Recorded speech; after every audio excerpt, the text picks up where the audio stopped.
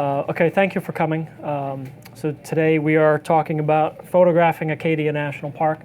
As David mentioned, it's not that far to get to. I mean, you're not going to get there without filling your gas tank, well, maybe if you have a hybrid. But it's only about a 7-hour drive. It's not, here's a little tangent, trivia, it's not the closest park to us. Does anybody know what the closest national park is? Shenandoah in Virginia. Only takes about 4 hours to get there. But Acadia is a beautiful park. I'm asked, as you might imagine, often what my favorite national park is. And it's hard to say for sure. Pick one, because it's like, I don't know, for me anyway, it's like trying to pick my favorite candy. But Acadia would definitely be in that list. I love Olympic National Park out in Washington because of the variety of scenery there.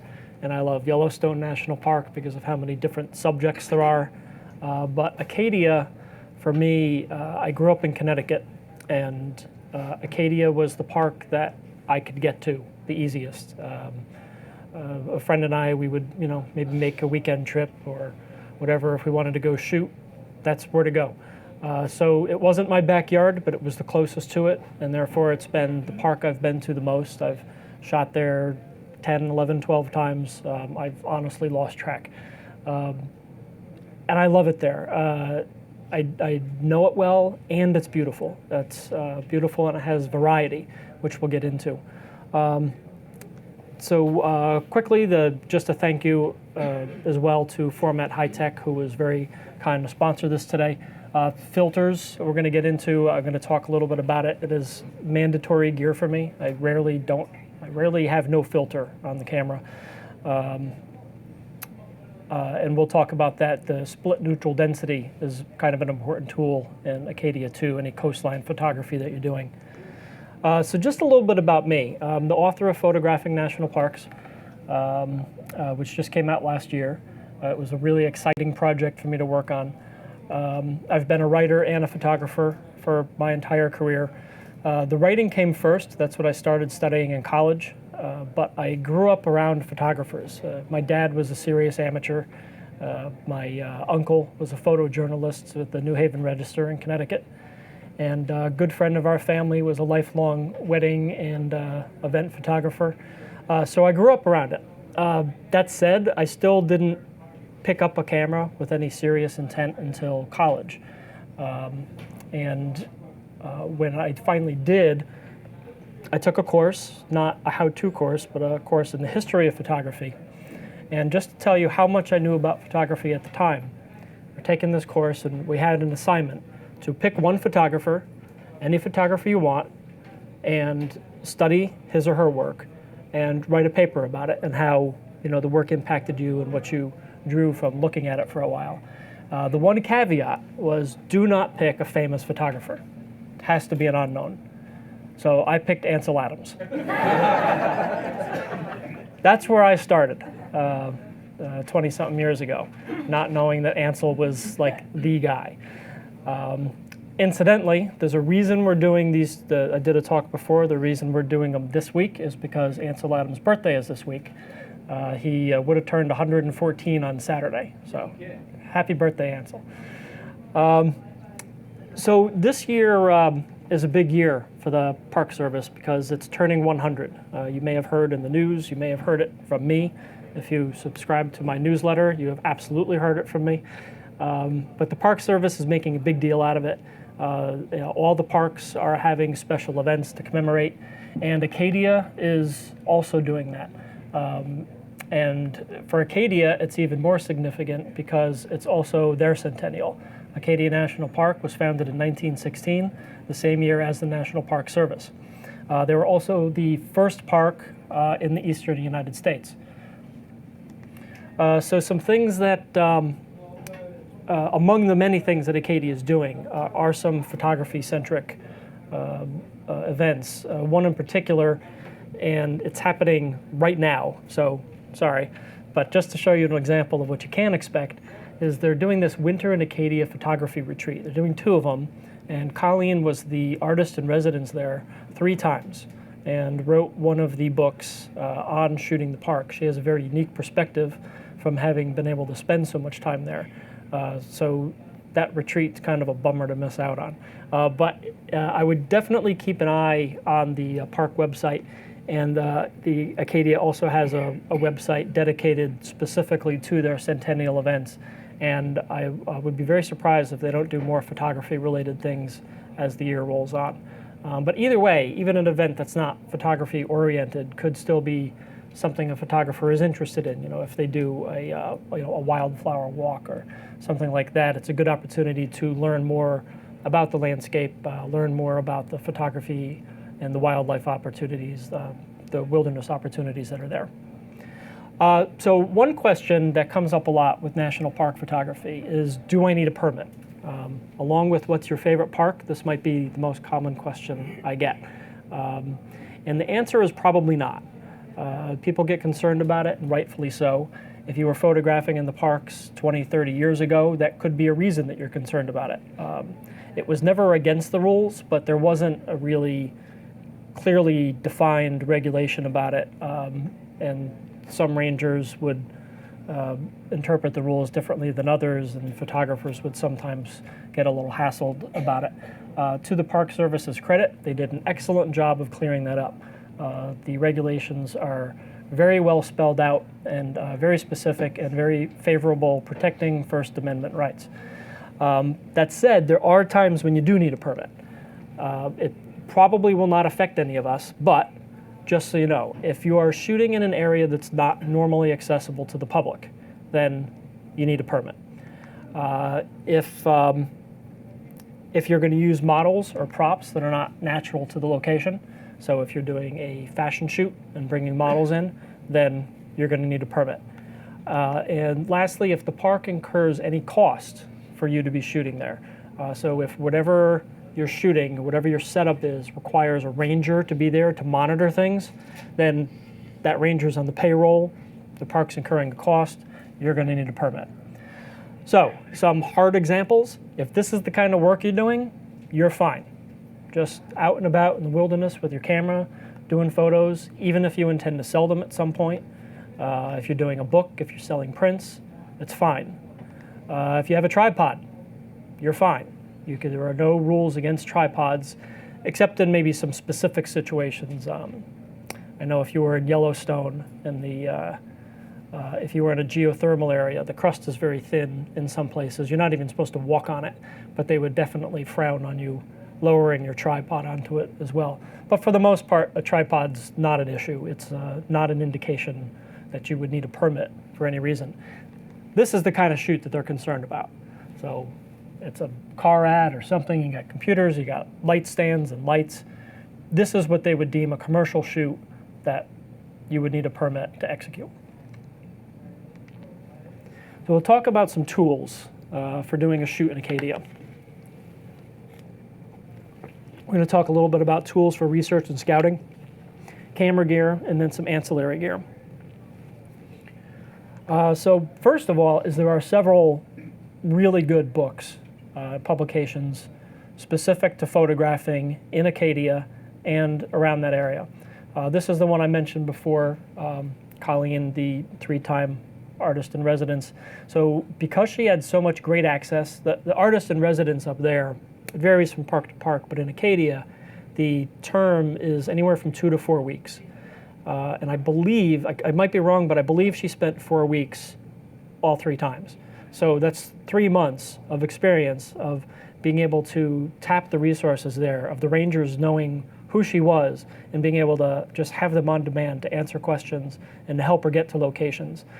She's got some great essays in the book too, like there's one, I don't know if it was a lobster boat or something, but there was a boat captain that took her out somewhere, and she got to spend a day shooting that way.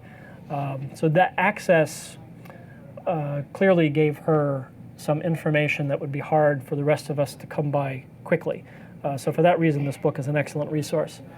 Another one I like a lot, and this is hard to find on Google unless you're searching for it specifically. This is an ebook, and I first learned about it because he advertised in the Acadia newsletter. That's the only spot I've ever seen this. But it's an excellent ebook. Michael I believe he lives in Chicago, but if I'm correct, he was originally from the UK. And he just loved shooting Acadia and kept going though over and over and over until he knew so much about it that he decided to do this book. And it's a little different than the other ones in that it's not just a location by location, but it's also creative ideas that you can pursue in different places. There's also the Photographer's Guide to Acadia National Park. This is by Countryman Press. This one's a little older than the other two, but still an excellent resource. And another one, not specifically about Acadia, but the Photographer's Guide to the Maine Coast also includes Acadia National Park and gives you ideas for things that you could photograph outside the park as well. Because, of course, natural beauty doesn't stop at the boundary to the park. Another one to check out, if you're not familiar with Bob Hitchman, you should be. He's a photographer based in California. And since 1989, he's been publishing quarterly newsletters about photo trips that he makes, along with just excellent tips about locations, times of day, times of year, restaurants in the area, places to stay. And he did this one early on about Acadia National Park, and it has some excellent advice in it. Another book, this is not in Acadia, but I just wanted to mention it because Marshall Point Lighthouse is about, I want to say, maybe 45 minutes to an hour to drive to it, which in Maine is close. And it's a beautiful lighthouse. It's the one that's in Forrest Gump that he runs out on. This is my favorite lighthouse to shoot. And again, it's just something in the area that you could also do. And the reason I point out this book is because the writers are photographers who lived at the lighthouse, manning that lighthouse for, I think it was like 10, 13 years. And they have a great body of work of just this location. So this is another, it's a beautiful coffee table book and well worth checking out. So some other tools just for scouting information, a few apps that I use. The Photographer's Ephemeris is the one I pull out probably the most often. It helps anywhere you're standing or elsewhere, but you can just stand. In this case, the center point is on Great Head in Acadia National Park, and there'll be a couple photos from there later. And you can just open up the app and it'll tell you what the light is going to be like at certain times of day, particularly the angle that the sunrise will be coming and the sunset and the moonrise and the moonset. This is the data for today. So if you were at Great Head right now, you would know exactly what would be illuminated, exactly where the sun is going to be and the moon, and you can use that information to help plan your photos live on site. How much is it? I don't remember. I bought it years ago. It used to be free. It used to be a free desktop app. This is before smartphones, even before PDAs. This app has been around for a while. It used to be free to download to your computer, but now they charge. It's not expensive. How much? $4? Okay, great. It's well worth it. Photo Pills is a similar one, but it kind of works in reverse.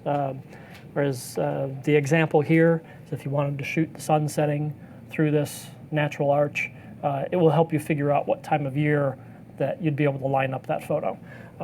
It's got a heavy learning curve, but it's a very powerful tool for scouting any ideas you might have. Another one I like is Skyview. There's a few different apps like this to pick from, but I do a lot of night photography, which we'll talk about. But I don't know a lot about the stars and the constellations. I know the Big Dipper. And after that, they're just stars. So I like being able to have this app. I can just point it at the sky, and it will tell me everything I'm looking at. So right here, you can see Jupiter up top, and it'll even label it for me if I want. It'll name the stars, the constellations. You can even set it to ID satellites in the space station if they come across your field of view. Another one, and this is big in Acadia, is knowing what the tides are. Primarily because the difference in the tides, and I'll show you in a second, the difference in the tides can be so dramatic that it changes what the scene looks like. So you might be scouting a location. You might be there at noon and say, oh, this is a great photo, the light's bad, I'm going to come back here at 5 o'clock. You come back at 5 o'clock, it doesn't even look the same. So here's an example. This is a video from the National Park website. So this is just, it's a 1-minute video, 3 days of the same scene, and you can see how dramatically the tides change how a spot looks up there. The first one's not even the best one. So can you imagine trying to scout a location and plan a photo without knowing what time the tide's going to come in and go out?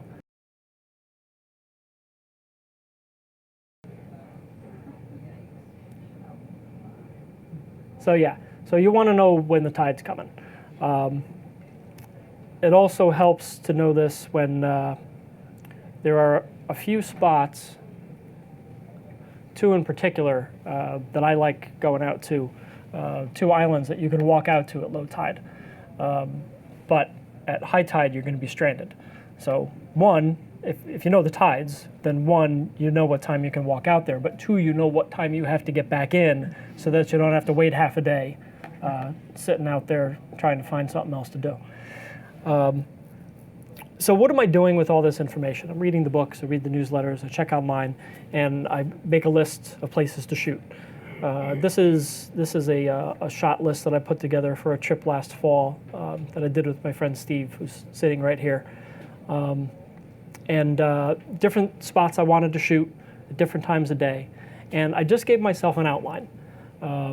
Places to shoot in the morning, so sunrise, and I have 2 or 3 spots that are relatively close so that maybe we can hit them all. And then there's also items here for rain, fog, overcast. So if those conditions come up, I already have a plan to fall back on. So get up for a sunrise shoot and it's raining instead. Well, okay, now we can go shoot some birch groves instead. It doesn't mean I have to stick to this plan, but I like having a structure, something to fall back on if I don't just happen across any serendipitous moments. This is an example of a plan I did in Acadia a few years ago. I was shooting up there for a winter project. And I got up there, I planned the shoot for historically high snow times. And I got there, and what happened? No snow. No snow. But there was in the forecast a snowstorm was going to hit on Friday. It was leaving on Saturday. So I spent the week scouting locations and coming up with photo ideas. I'd shoot them without the snow, refine them. I, had a plan in mind, and then waited for that Friday. Thursday night, I got out a fresh map and I circled all the spots I wanted to hit so that Friday morning I could get up and just head out there. I worked clockwise motion around the island and hit as many spots as I could as long as the weather held out for me. You'll also note down in the lower right, I wrote down when high tide was going to be because that played an important role in the photos I wanted to do. So this is one of the photos I did that day. That was this is at Eagle Lake, which we'll see more of later. It's a beautiful spot to shoot in the park and very accessible. This is a little later in the day as the fog was rolling in and it started to get rainy. This is up at Jordan Pond.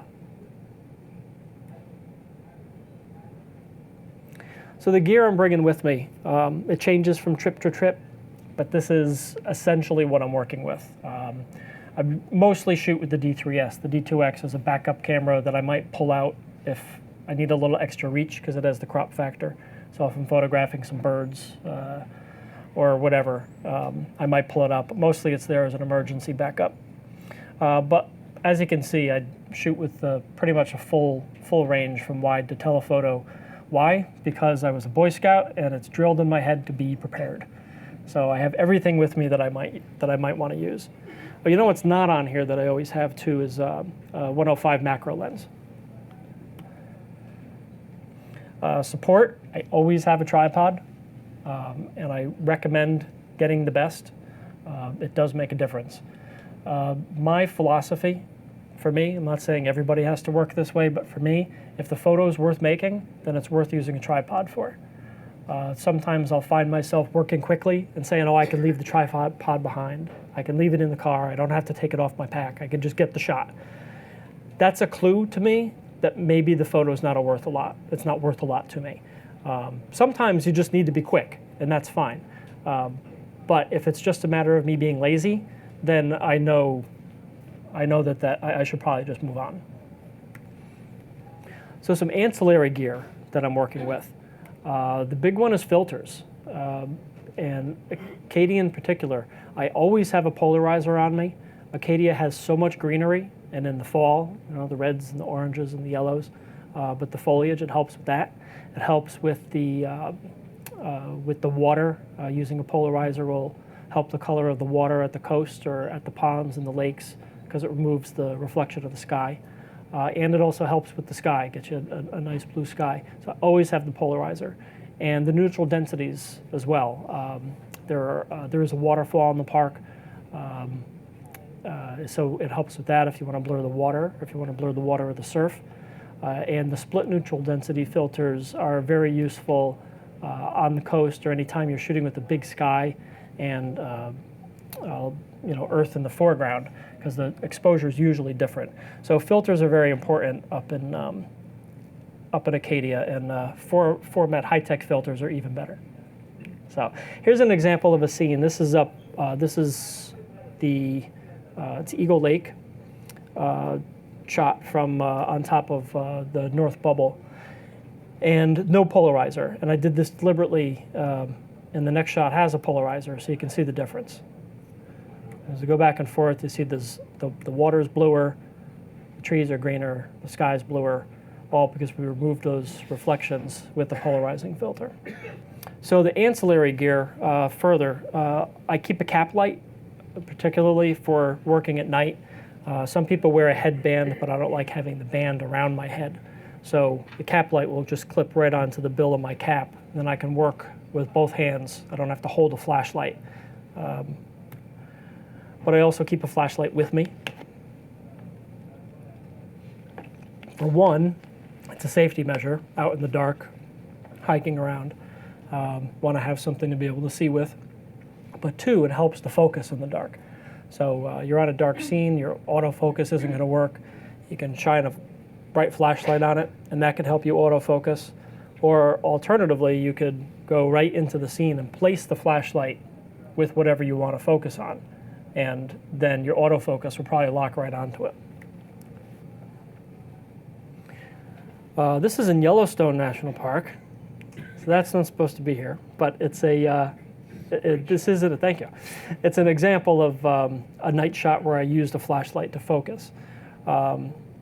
This is in Acadia National Park. You might recognize it as the title slide. The lit foreground, you see how the rocks are lit up. That's actually from moonlight. We didn't do any light painting on this, but we did use the flashlight to focus. It's a lot darker than it looks right here in the photo, so we had to use the flashlight and then live view on the camera to get a nice sharp focus, turn off the flashlight, and then we shoot. This requires, if you're with somebody else, some coordination, because you can't be using the flashlight when somebody else has their shutter open. So there's a lot of calling back and forth. Hey, you shooting right now? No, okay, so we can focus. I'm also carrying an inverter in the car. These days, unless you're still shooting with an old film camera, I don't even own, I got rid of my manual film camera a few years ago. So everything I have has batteries in it that have to be replaced or recharged. So whenever I'm on a park shoot, I've got an inverter in the car so I can plug things in and recharge anytime I'm driving from one location to another. Plugs into the cigarette lighter in the car. And the reason I like this model, and B&H sells this, is it also has a sensor. It can tell if your car battery is starting to drain, and it'll shut off so that your car battery will never drain dead with this. Which brand is that? It's a Cobra. So geotagging is something I also do a lot of.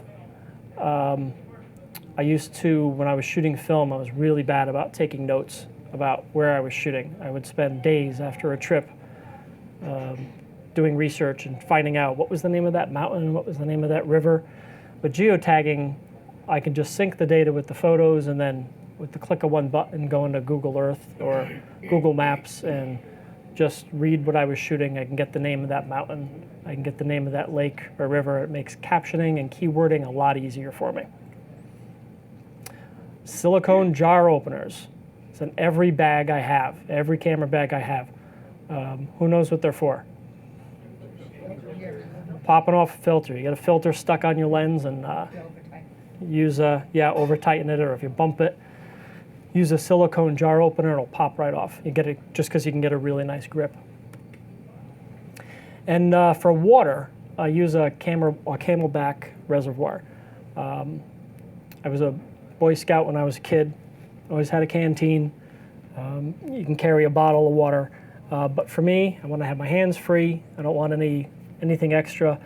The Camelbak filter fits perfectly in the pocket, the side pocket of my low pro backpack. So I can just slide it in there. It's in the separate pocket, so it's not near any gear. So if, heaven forbid, it were to leak, it wouldn't damage anything. But right there, I've got 2 quarts of water, which will last me for a while. This is a photo that Steve took of me last summer, and you can see, isn't it? He does great work.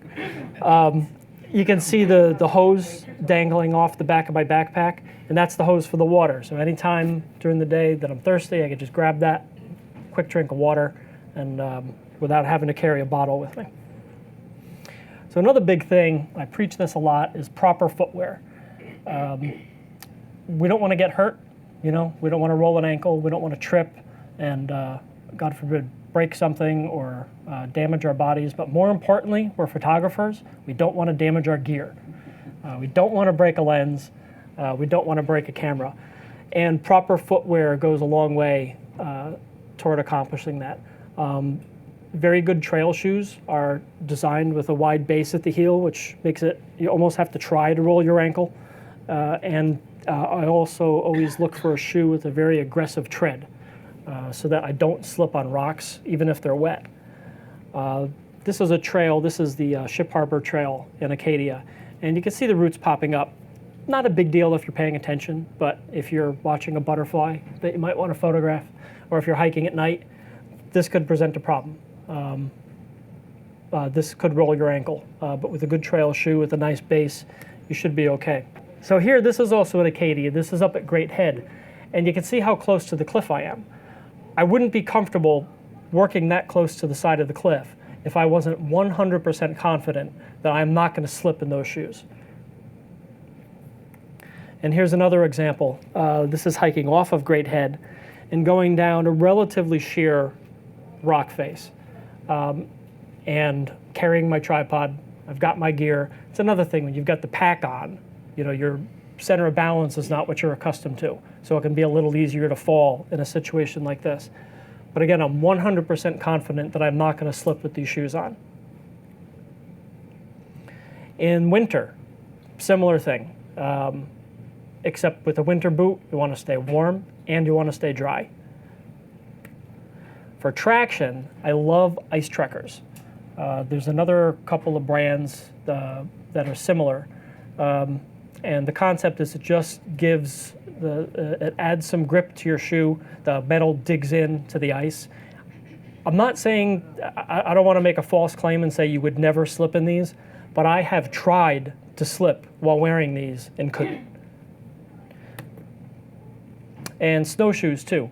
You can get some good snows in Acadia in the winter, and even if you're sticking to the carriage roads, the snow can get deep enough. If you're getting to the point where you've got to be lifting your feet out of the snow to take every step, that gets tiring very quickly. Snowshoes, you're just hiking right along the surface. It's much easier. So as an example, this is in Grand Teton. It's the best example I have photographed. You can see me holding the tripod up. Pushed it right down into the snow. It's not even hitting the ground. So that's at least 6 feet of snow under my feet, and we're just walking right on top of it. And this is about 2 miles away from the car. So that means something to have that kind of security walking on top of the snow. And this is just hiking that same area. Okay, so just 2 quick points on wilderness survival, and then we're going to get into some of the subjects and the locations in Acadia that are good for photography, which is all of them. So park research shows that less than 1% of accidents are due to natural causes. So natural causes like a bear attack or something like that. The point is that 99% of incidents are because somebody wasn't prepared or because they didn't know what they were doing. So it's not the wilderness you have to be scared of, it's lack of knowledge. So just learn what you're doing before you head out there. Stop at the visitor center, see if there's any local dangers to be aware of. If it is, Acadia is not bear country, but bears are the perfect example. Any park with bears, you stop in at the visitor center and there will be information everywhere about how to handle bear encounters in that particular region.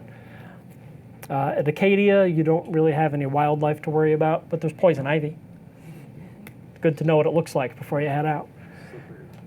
Slippery rocks. The ticks, yeah, the flies. So number 2 is that most survival situations happen to people who are out for short walks.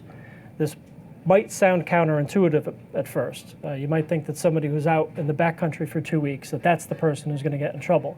But it's the other way around, because that person is prepared to be out there for 2 weeks. If they run into an emergency, they probably have the food and the first aid supplies to handle it. The people who get in trouble tend to be the people who leave the car and say, oh, I'm only hiking a mile. I'm only going to be gone for 2 hours. I don't need extra water. I don't need food. I don't need a first aid kit. And then they get out there and break an ankle, and they're stuck, and nobody walks by them for 2 days. Those are the people who get in trouble. So if you're going to leave the car, if you're going to go hiking, which I recommend, because those are where you really get the prime photography opportunities, then do a little bit of research about what to bring with you. Bring a little first aid kit. Bring an emergency blanket, some extra food, some extra water, just in case something happens while you're out. I love this book, Wilderness Survival. The point of this book, and I recommend reading it if you're going to spend any time in the wilderness, is you get a lot of wilderness survival people who will teach you how to build a lean-to and how to kill a bear and skin it and preserve the meat. The premise of this book is that most people, I forget the statistic, but say it's like 99%, it's a vast majority of people who have to be extracted from the wilderness are saved within 3 days. So you really only have to learn how to survive for 3 days. You don't have to build a shelter. You don't have to build your own log cabin out in the backcountry to survive for 1, 2, or 3 days before somebody can come get you.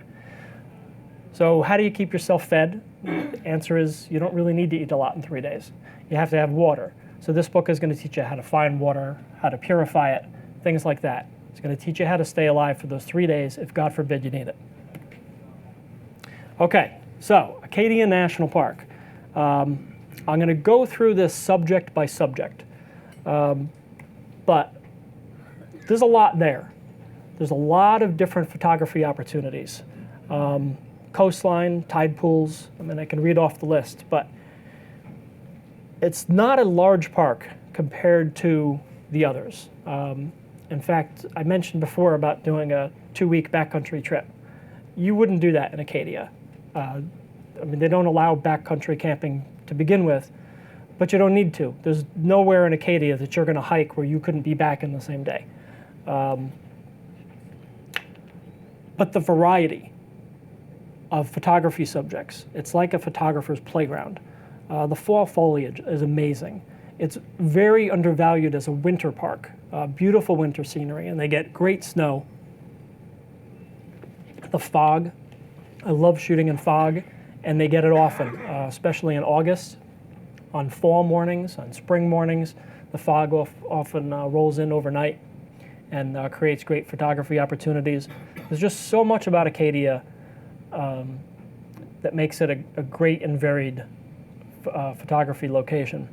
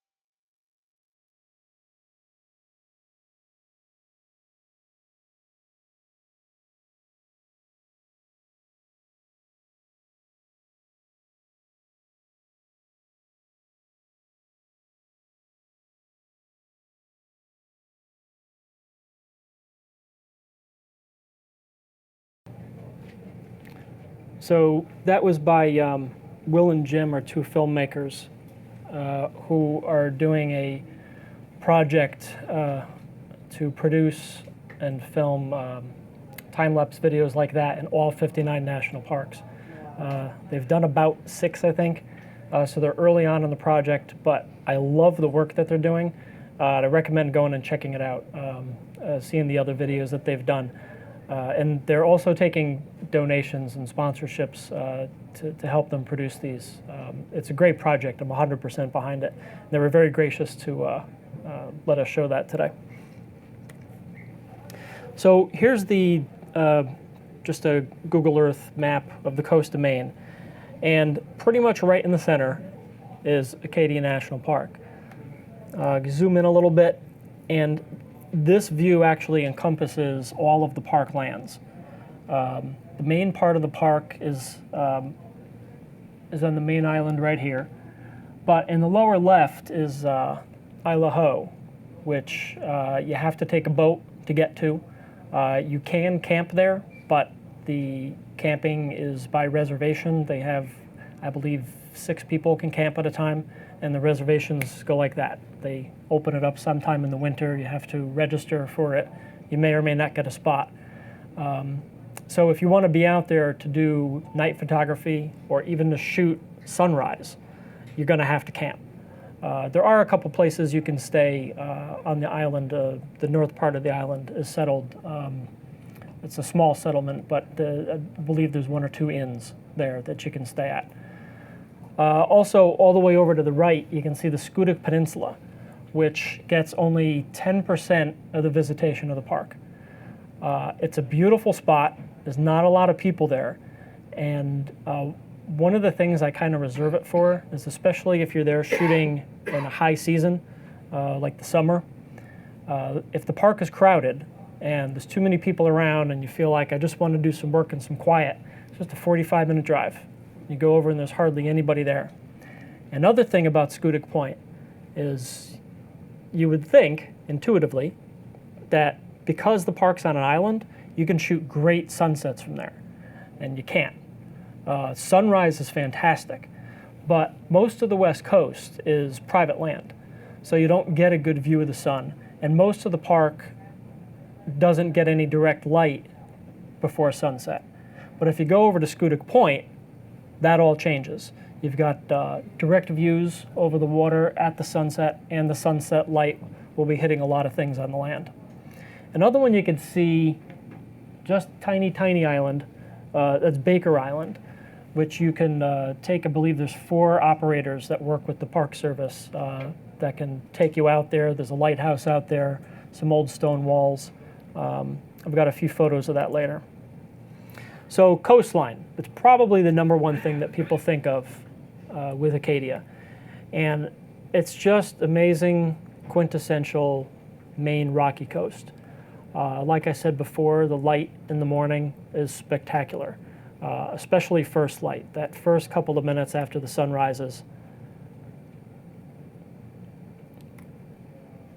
This is up on Great Head, which is about a 20-minute hike, and it's a beautiful spot to shoot in the morning, again for the sunrise, and again for the sunrise light. And there's wildflowers up there. If you're there at the right time of year, there's wild blueberries, so you get a free snack. But it's one of my favorite spots in the park, and I've hardly ever seen anybody else up there. Actually, I don't think I've ever seen another person up there that I wasn't hiking with. This is on the west side of the island, which is referred to as the quiet side, because it also gets fewer visitors. But this is out in the Wonderland area. This is Monument Cove, which is one of the more famous spots for photographers in the park. I'm sorry, it's not Monument Cove. Interesting story though. It's often referred to erroneously as Monument Cove, like I just did, because on the map that's where it looks like the label is. Monument Cove is actually just a little bit up the coast from here, And there's a rock formation in there that is the monument, and if you get from the right angle, you can shoot it. Boulder Beach, and those are Otter Cliffs in the background. Boulder Beach, you can photograph it from on top of the cliffs, or you can climb down, like I did. It's a little bit of a tricky climb. You can do it. It's just a couple spots where you might have to hold on to a tree to take a step down, and when you get down there, it's your footing is not great either, even with good trail shoes. In this case, it had been raining and it was foggy, and there was algae on the rocks. So that combination, was very slippery. And even with the good trail shoes, I was a little nervous about walking too far out. The other thing is that some of the boulders move, and you don't really know from one step to the next if that boulder is stuck in place or if it's going to wobble underneath you. So if you do go shoot there, it's a great location, but I'd say be careful about your footing. I was talking about the sunrise light. This is the exact same location, a very similar framing, but in completely different light, which is an exercise I like to try. This is over on the Scudic Peninsula. This is in sunset light, which I mentioned. There's no place on the main island that you can photograph the shore in this light. There's one spot, but it's a different kind of shoreline, and I'll show it to you in a few minutes.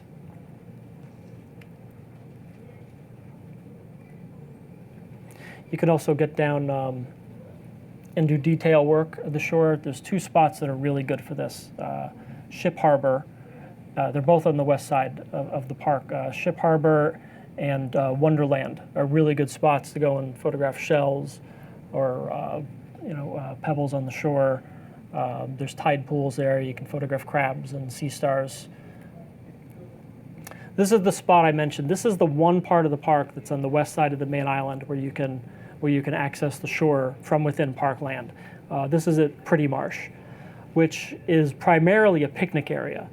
But if you park all the way down at the end of the picnic area and then hike down, there's an old fire road, and you can hike down and access the water. Even at that point, you've got to walk down some stairs to get down there. It's a lot of work to go through for, there's not a lot of variety to the scenery, but if you wanted to photograph sunset in the main part of the park, this is really the only good spot to do it. There's a caveat to that. It's the only good spot to do it from the shore.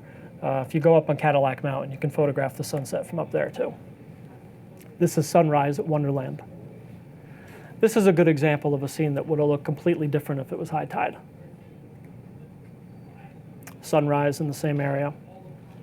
You've got so for sunrise, you've got direct access to the horizon over the ocean, so you can really get some amazing colors. More work, you could photograph the waves. The tide was coming in, so I was getting good waves this morning and photographing them backlit. This is also down at the Wonderland area.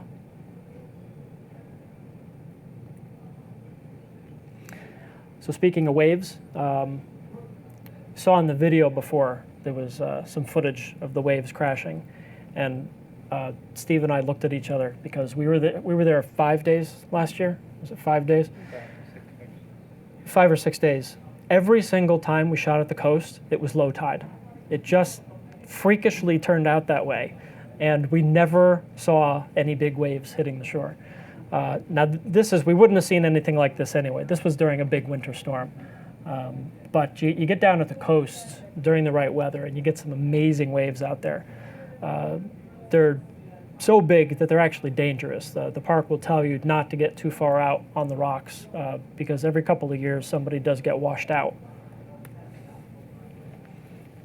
This was a 30-second exposure just to blur the waves. So there's the birch and aspen groves. They do have both in Acadia. The easiest spot to find them, and there's a bunch of groves around the park, but the Jessup Trail, which is way at the eastern edge of the main part of the park. And it's very easy to access. The trail is it's not long at all, a mile or two, but it goes through some great birch groves, and then if you branch out from there, you can find some aspens and some other birch groves. So there's this boardwalk that goes through this grove, and then you can kind of turn off onto this trail, which is, I'd say, one of the more famous spots to shoot, for good reason. This is good in any season, even without leaves in the trees. This is from the boardwalk. You get this nice, really lush green grass. It's very hard to frame a photo in there because there's so many trees that are just going every which way. So it takes a lot of work to come up with a decent composition in there. But it's certainly a fun way to spend a day. This is in a grove nearby. It's not right on the trail. I actually got a brand new pair of trail shoes, very dirty doing this, because I was walking around just looking up, looking for compositions, and just stepped right into a bog and just mud all over my shoes. It was a very uncomfortable couple of hours after that. This is also along the Jessup Trail. You can do detail work of the bark. I love shooting birches. Also, speaking of wilderness survival, a good tip, you're not supposed to do this in a national park, but birch bark is excellent for starting a fire.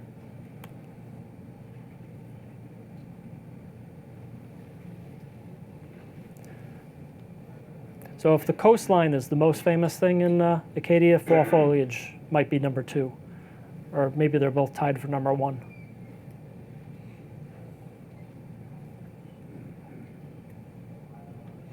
So, lakes and ponds. There's a ton of these too. I actually prefer smaller bodies of water to photograph. I think the bigger it is, like a big lake, it doesn't have as many features to photograph, to build a composition with. And Acadia has, even the lakes are small enough to work with generally, but there's some great forest ponds too. So this is like the 80th time you've seen this photo. But this is such a popular spot to shoot at Jordan Pond. This angle is probably the most popular. You can move a little more down the pond and get a popular angle from there. But you can also hike around. This is an overhead view. This is a great spot to shoot from. It's only about a 20 to 30 minute hike. It's a little strenuous, but not long enough to really be bothersome. And it's great to, this is on top of South Bubble. We'll just go back. See those two mountains in the background? The two rounded, that's North and South Bubble. So from the top of South Bubble, you get a great view of Jordan Pond. And then you can hike along the ridge over on the North Bubble, and in the back, get a great view over Eagle Lake, which I'll show you in a little bit. So those are the bubbles.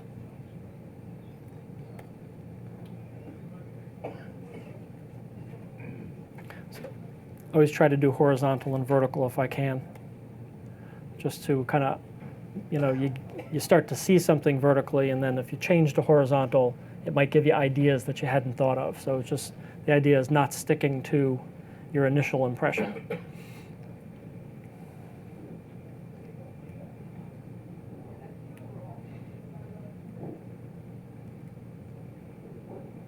This was in the fall.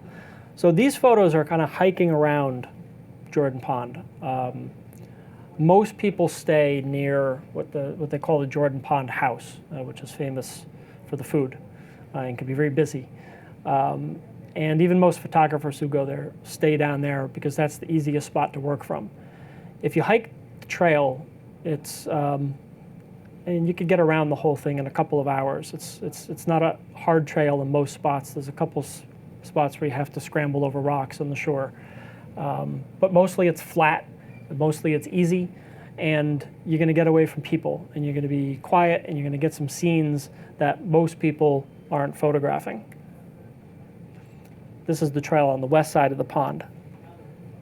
And you actually get some different scenery too. This is a little spot. This is just, if you hike along the trail north from Jordan Pond House, this is about where you get to the point that most people don't go. You see this point out here. The trail kind of comes along and follows the shore. Most people, when they get to that point, they turn around and head back toward Jordan Pond House. If you get beyond here, then you start to see fewer people, and you start to see some photo opportunities that aren't in the postcards. Another thing is there's, right when you get around here, there's kind of a little bay where the water is a lot calmer than it is on the main part of the pond. There's also this this inlet that comes into the pond, just this little marsh that I've always found very beautiful. So this is up at Eagle Lake, which is larger and a little more difficult to photograph. There's a carriage road that goes, a couple carriage roads, take a couple turns. You can go around the whole lake very easily, but it's hard to find vantage points to shoot anything except for the trees on the other side. This is one spot on the north end where I was able to get some reeds and some rocks. And if you go there, you could find this spot. I mean, the reeds are right there. But for me, what I was saying before about I have a hard time with large bodies of water because all there is to photograph is what's on the other side. So I'm always looking for something in the foreground in that instance. This is Eagle Lake from up above. I mentioned if you walk along the ridge and the bubbles, this is the view that you come out to. Again, Eagle Lake. So this is at Little Long Pond. Acadia has Long Pond and Little Long Pond. Little Long Pond is technically not part of the park. It's still owned by the Rockefellers, but they let any park visitors use it. It's adjacent to the park, and you can even walk your dog. A lot of locals walk their dog there. It's a great spot for finding pond features, let's call them. The frogs that we saw in the video before were from Little Jordan Pond. Very calm waters, very easy to get around. Lily pads, there's wildflowers there. And you don't find a ton of other photographers because it's not one of the places that's prominently marked on the map. This is on the west side of the island, and this is a spot that a lot of people drive past and don't see. I think because it's in a spot where you're really paying attention to the road. But I love shooting here.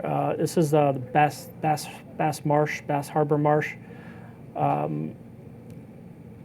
And I haven't seen a lot of photos from here, even though it's easy to access. The traffic is difficult to work around. You don't have a lot of room to walk here. You're right at the side of the road. And there was an unfortunate incident a few years ago. A photographer actually got hit and killed trying to work around here. So if you do want to try to find this, I'd say be very careful. I'm always a little nervous when I shoot here, but it's such a beautiful spot. And it's another place where the look of it changes with the tides as the marsh fills and empties. This is from the top of Cadillac Mountain. I mentioned you can shoot sunsets from up there. Also from the top of Cadillac Mountain. So the wildlife. I don't think of Acadia as a wildlife park. I also don't think of myself as a wildlife photographer, so it doesn't really bother me. Primarily there's birds. You get a lot of gulls, a lot of seabirds there. I spent a whole morning just shooting gulls.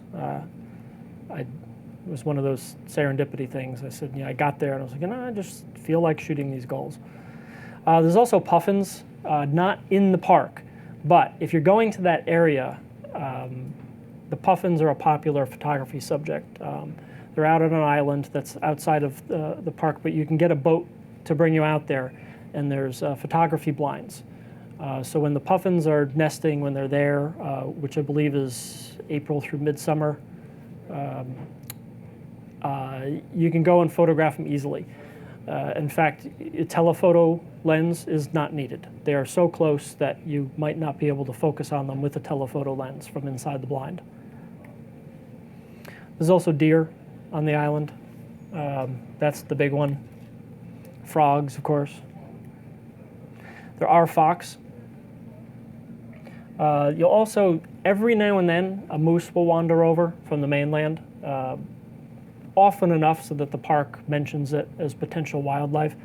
I've never seen one, and most people haven't seen a moose there, but it does happen from time to time. Another one is bears. There are a few bears on the island, but I've talked to people who live there who have never seen them. Like I said before, I've been there 10 or 12 times, and I've never seen a bear there, and they're black bears. They're just looking for berries. So the islands in the park. There's islands you can photograph from the mountaintops. You can photograph the coastal islands. And there's also islands that you can get out to, as I mentioned before. This is my favorite. This is Little Moose Island, which is off of Schoodic Point. And at low tide, you can walk out. This is, I've already walked out to the island, and I'm photographing back along the trail at the mainland. And what I like about it is, I said before that only a few people go out to Schoodic Point, and even fewer go out onto this island. The times I've been out there, I've only seen, off the top of my head, I can remember seeing 2 people. This is, when you're out on the island, you get a lot of this. And you get great coastal scenes too. Another island you can hike out to at low tide is Bar Island, which is right off of Bar Harbor. So at low tide, that's only about a quarter-mile walk. And you can hike out, you can photograph the island, you can photograph from the island. The cruise ships come in a lot in the summer. One thing you can do, and this is a great night photo, is if low tide's at night, you can walk out onto the bar and then shoot back at Bar Harbor. This is on Baker Island, which is, you can, like I said before, there's 4 outfitters, I believe, that have boats that go out to Baker Island. I don't believe you can spend the night. I think, you can go in the morning, you can spend the day, but you can't overnight there. These are all on Baker Island. This is a remnants of an old stone wall. So the fog. I have a friend who lives in Florida who posted on Facebook about a year ago that he went out to shoot that morning, and he was going to go photograph some birds, and fog came, so I just went home. I don't understand that philosophy. I love shooting in fog. I love the look, I love the mood, and it's such a great photography tool because it can obscure a busy background. And I'll show you an example of that in a minute. This is the example. In the background, on that point that you can just barely make out, there's houses, which normally I would have no interest in photographing a house. I don't like to have anything man-made in my nature photos. But here, the fog rolled in enough to obscure that. If I didn't just tell you, and if you didn't know this location, you wouldn't know those houses were there. So I could produce something that looks like a pristine nature image with the help of the fog. There's so much fog in August that the locals call it Fogust. This is in October. But you get there's a lot of times where you just wake up to fog. The fog over the water can be amazing. You get up into you can go up into Cadillac Mountain or the overlooks and shoot down at the fog over the water rolling over the islands. Just to give you an idea of the perspective, if you haven't noticed it already, there's a boat in there.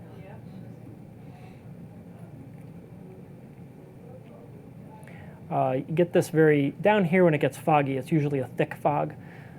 They get this very thin, misty kind of fog that just rolls along the top of the water. It's very interesting to work with photographically.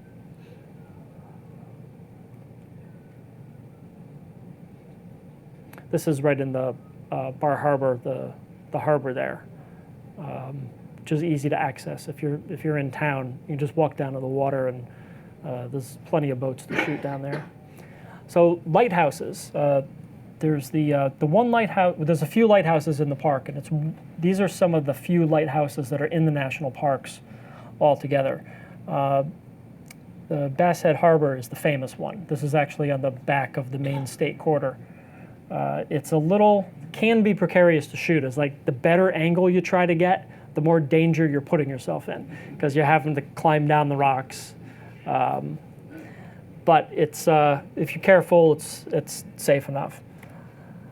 I shot it in winter once. This is a case where it's a scene that's so photographed so often that I wanted to try to find something different that I could do with it. So let me go try it in the snow. Again, a little precarious. I was walking down icy, snowy rocks to get to. So you climbed down that, and then you're holding your tripod in the other hand as well? Yes. There's some lighthouses that are not in the park boundaries. This one is in, it's in Bass Harbor. I think it's on the other side of Bass Harbor, and there's this lighthouse with this great display of buoys on the outside. This is photographed so often there's actually a sign outside that says, yes, photographers, it's okay to photograph it. Just call me if you're going to sell it. You could also take aerial flights. There's an airstrip on the mainland just north of the park. And they have set tours, but a friend and I were there in 1997, I believe, and we just asked him, like, hey, can you bring us to the lighthouses? And he's like, yeah, all right, sure. Just told him what we were doing, and he kind of tailored the flight for us. This is Marshall Point Light, which I mentioned earlier. This is about an hour outside the park, but it's such a gorgeous spot to shoot. This bridge just makes the scene. Not too far from Marshall Point, actually on the way, is Owl's Headlight, which I've always liked the stairs that lead up to it. There's not a lot of room to work. I mean, you can get out and work, but as far as getting an angle at the lighthouse. But this angle of the stairs is worth it. I mean, if you're going to drive to the area anyway and go to Marshall Point Light, it's worth stopping here. So the fishing harbors. The island is not just the park. There's plenty of it is settled. I mean, Bar Harbor being the big example. Southwest Harbor is my favorite because it's still quiet on that side of the island. Good local breakfast places. But there's plenty of harbors. Some of them, still working. This is the Southwest Harbor. You can photograph the lobster boats if you get there early enough. If you wait till after breakfast, this is what you're going to see. There's the last boat off in the distance, taking off.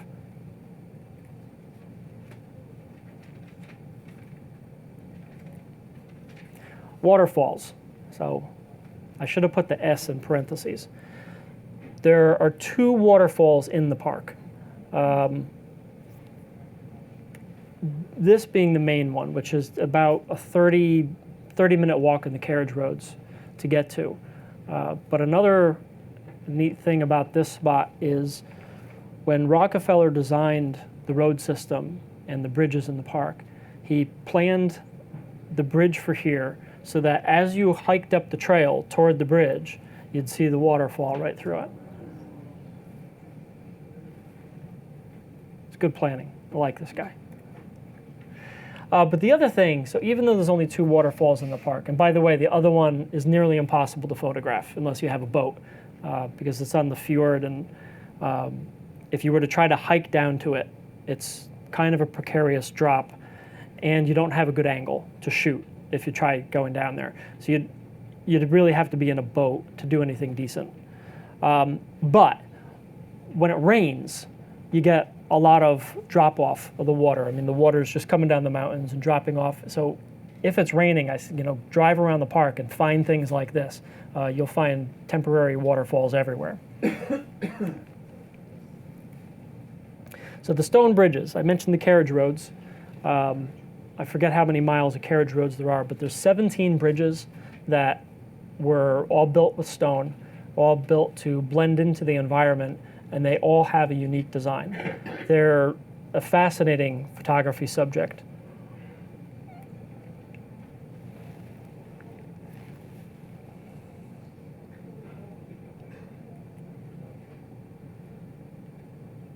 This is one of the more accessible bridges. It's right next to Bubble Pond. You can walk to this from your car in about 30 seconds. This is Cobblestone Bridge, which is about a 45-minute walk, but well worth it. One of the most photogenic. And I said they all have a unique design, but this is perhaps the most unique. Isn't that redundant? But this one, at least photographically, is just very visually interesting, and there's a lot of room to work. You can get on both sides of the bridge, on both sides of the stream, and you've got angles from all that. There's also, just to the right of the frame, there's a bridge, just a wood walking bridge that goes across the stream, and you can photograph from there as well. obviously an easy one to access because you can see there's a road underneath it. So the night skies. This is a big one for me. We mentioned earlier a couple times national parks at night. We just launched at Photo Plus in October, and what we're doing, there's 5 of us, and we're doing night photography workshops in the national parks, and we're doing every park only once. And the first one we're doing is Acadia this May, for good reason. So this is right at the end of dusk, right before it got perfectly black. And this is in that section, that little bay of Jordan Pond that I mentioned before.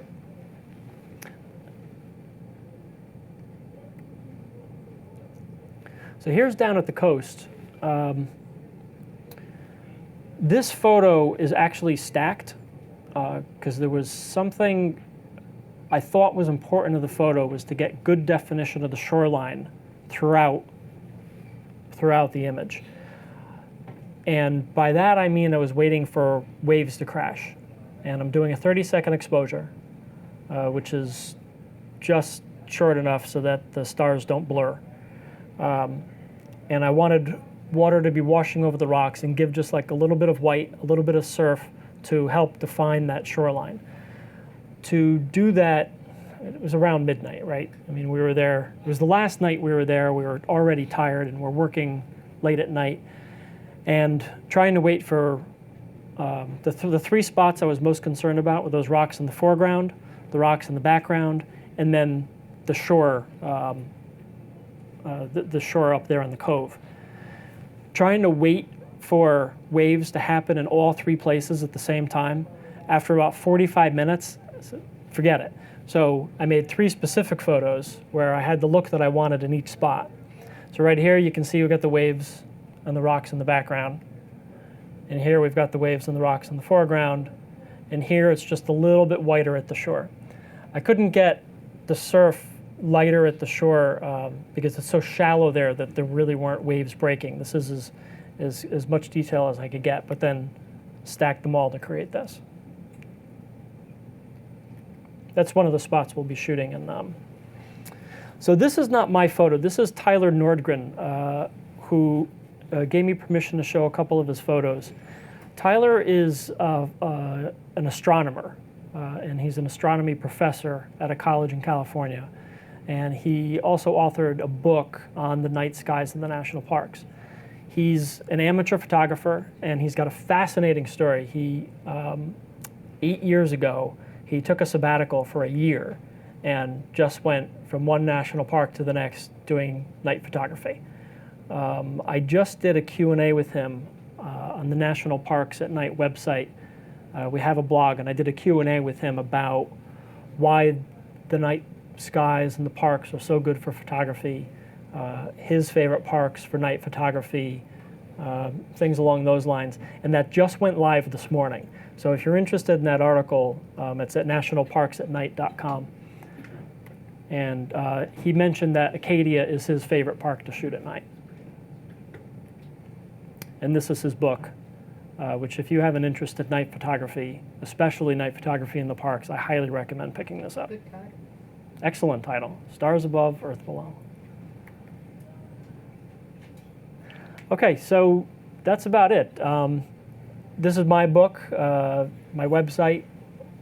On the website, I have more information about the parks. I post articles a few times a month. One of the things I do is these picture-perfect places, which I also allow other people to submit.